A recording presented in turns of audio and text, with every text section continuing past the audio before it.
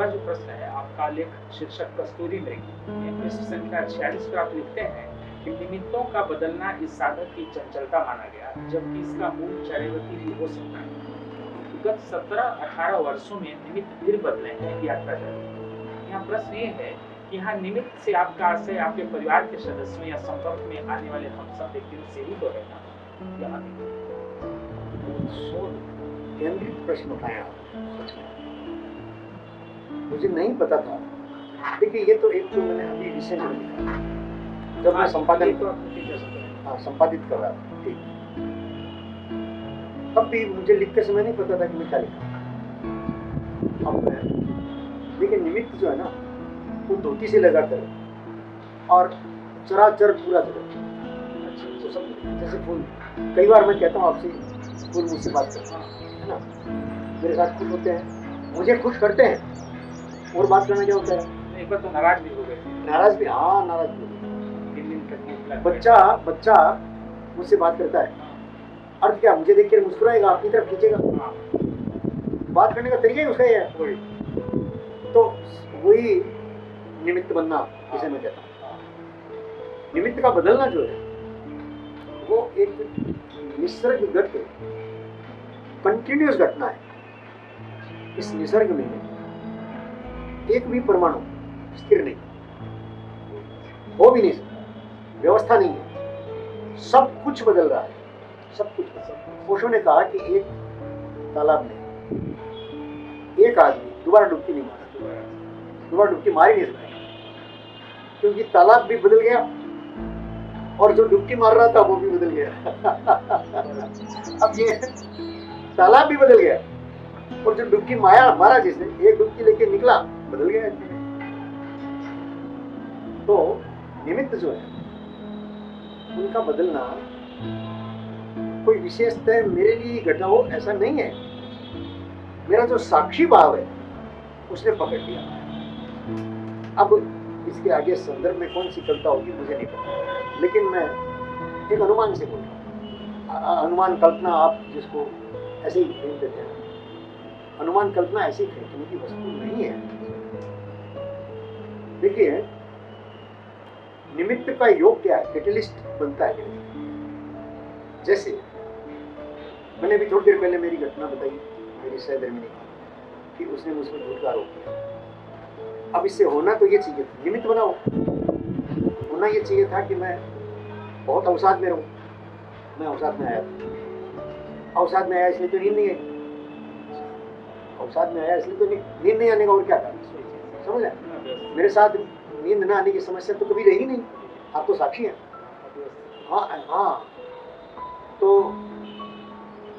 ये निमित्त बना जब मैं चहलकदमी कर रहा था रात में, और जो ही मेरे मन में आई जिम्मेदारी मेरी,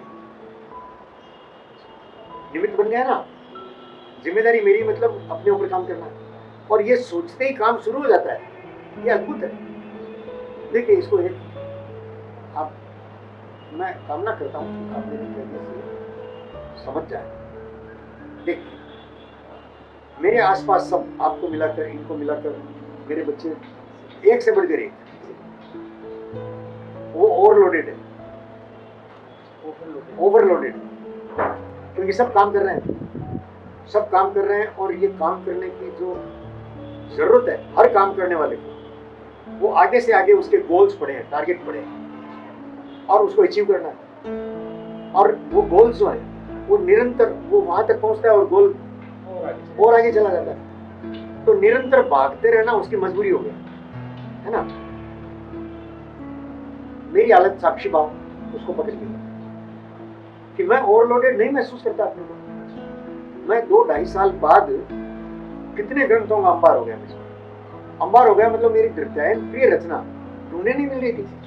लेकिन मैंने कभी भी ये नहीं कहा कि नींद नहीं आई, धृत्यायन के कारण नींद नहीं आई, ये नहीं कहा ना मैंने।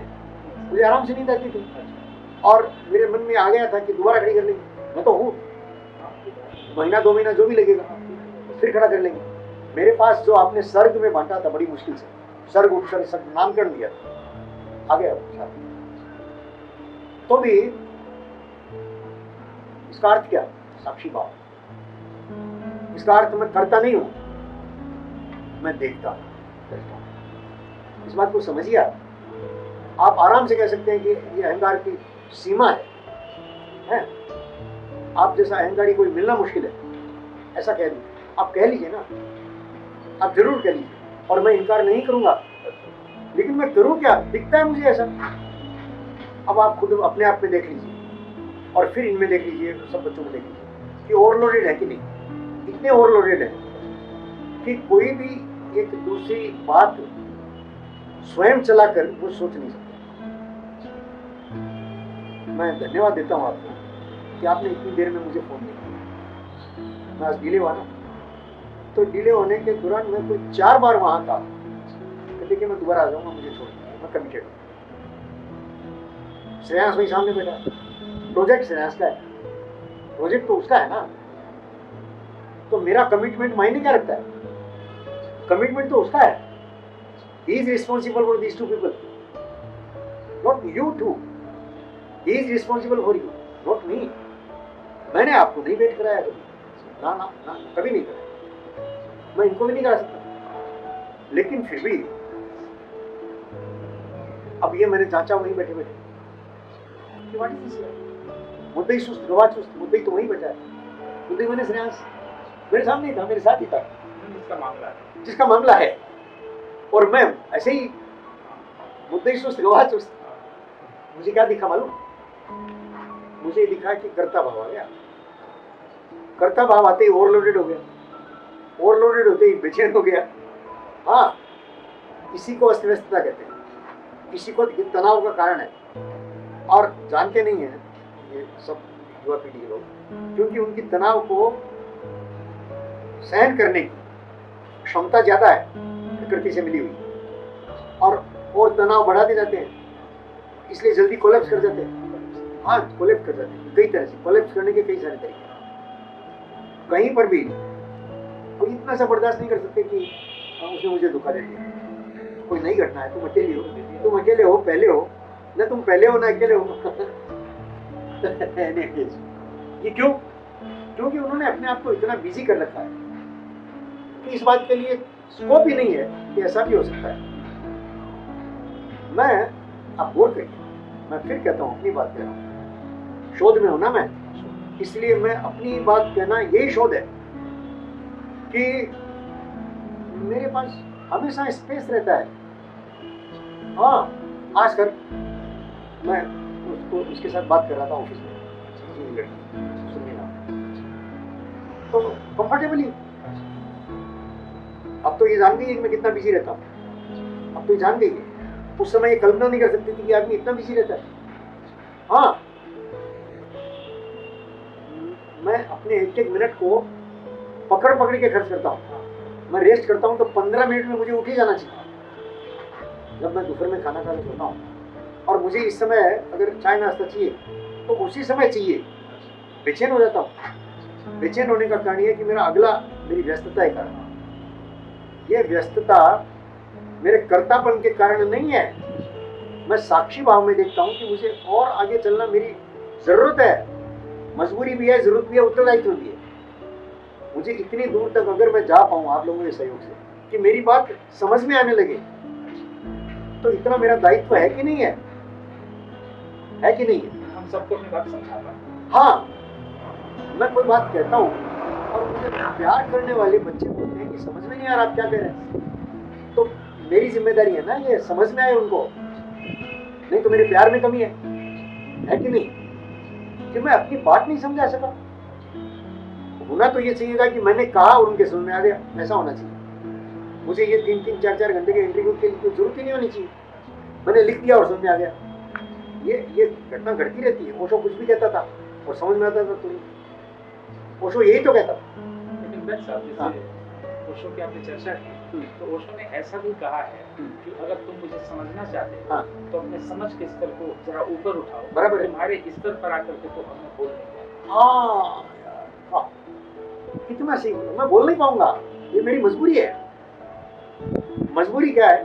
अरे मुझे दिखता है वो साफ साफ 2-2-4 ही है। तुम्हारे स्तर पर आना मतलब 2-2-4 या 4.25 समझौता करना तुमसे। अब जैसे ये सारा वीडियो तो मेरी पत्नी बच्चे सब सुनेंगे, और मैं क्या कह रहा हूँ कि मैं उनके प्रेशर में झूठ बोल रहा हूँ। अच्छा हाँ पब्लिक नहीं अब बोल रहा हूँ जी, हाँ जी बोल रहा हूँ, हाँ हाँ हाँ हाँ हाँ। तो फिर अगर मैं अगर मैं अजी भाई साहब आप भाग जाएंगे मतलब कैमरे के सामने झूठ बोलने से क्या मतलब? कैमरा है क्या? कैमरे के सामने तो ओहो। एनीवेज हम बात कर रहे हैं, आप इस प्रश्न को जिंदा रखिएगा, मैं इसको और खोलूंगा कि ये संभव नहीं है। तो एक तो सीधी बात बताता हूँ आपको समझ में आ जाएगी कि शब्दों में पूरा सच आ ही नहीं सकता, शब्दों में पूरा सच समाएगा ही नहीं यार, क्या करूं मैं? तो उतना तो झूठ हो गया अपने आप, मजबूरी है मेरी, शब्दों में पूरा सच तो नहीं आ सकता। इतनी बात झूठ कर दी है, तब सत्य की सब नहीं आ सकता ना। अब इस कसौटी पर आप ये तोड़िए कि अगर हम दोनों असहमत होते हैं किसी बात पर, तो या तो मैं झूठ हूँ या आप झूठ है, जबकि मैं कह रहा हूँ आप भी सच है, मैं भी सच हूँ। समझना होगा इस बात को तो हाँ भैया, ये क्लासिकल फिजिक्स के सिद्धांत भी सही है, और कौन सा दूसरा क्वांटम फिजिक्स वो भी सही है, साथ साथ है। स्त्री पुरुष दोनों की प्रकृति अलग अलग है, साथ साथ है ना, साथ साथ के बिना जीवन एक कदम आगे नहीं बढ़ेगा। हाँ ये सृष्टि का नियम है, और ऐसा कभी नहीं हो सकता कि नारी के सोचने का ढंग और पुरुष के सोचने का ढंग एक हो जाए, हो नहीं सकता। इनबिल्ट स्ट्रक्चर अलग अलग है, उसको पजेसिव होना पड़ेगा, उसको पजेसिव होना पड़ेगा, और पुरुष पजेसिव नहीं हो सकता, हो ही नहीं सकता। और कई बातें, वो रचना नहीं है, वो जो इंडोक्राइन ग्लैंड्स के जो स्राव है, सिक्रेशन है, वो वैसे नहीं हो सकते। वैसा करने के लिए फिर रामकृष्ण परमहंस जैसी तब करनी पड़ेगी कि उसको नारी बनना पड़ेगा। हाँ नारी भाव और देह में आ जाए तब वैसे रसों का स्राव होगा। हाँ आप देख लीजिए हमारे सामने गति घटना है। मैं इसलिए कहता हूँ कि हम जिस युग में है वो अद्भुत युग है, हमको बहुत अवसर देता है। समझना हो तो कोशिशों से आगे बढ़े हम, समझना हो तो हमारे आसपास, मैं अकेला नहीं हूँ यार, बहुत लोग हैं।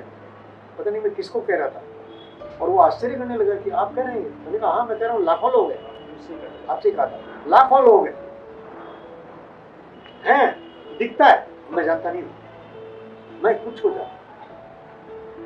जानता नहीं हूँ, ऐसा कुछ को मैं जानता हूँ, मिला हूँ, बात करता हूँ। पर ये सारा साक्षी भाव जो है, साक्षी भाव और कर्ता भाव में यही गीता का निकाल। कर्तापन छोड़ो, कर्मण्येवाधिकारस्ते मा फलेषु कदाचन मां कर्मबल हेतुर्भू मां ते संगोस्त्व विकर्मणि। क्या बात है। पहले मेरे ये अर्थ स्पष्ट नहीं होते थे, अब मैं भूल गया हूँ गीता, और देखिए संदर्भ आते गीता पूरी याद हो जाती है।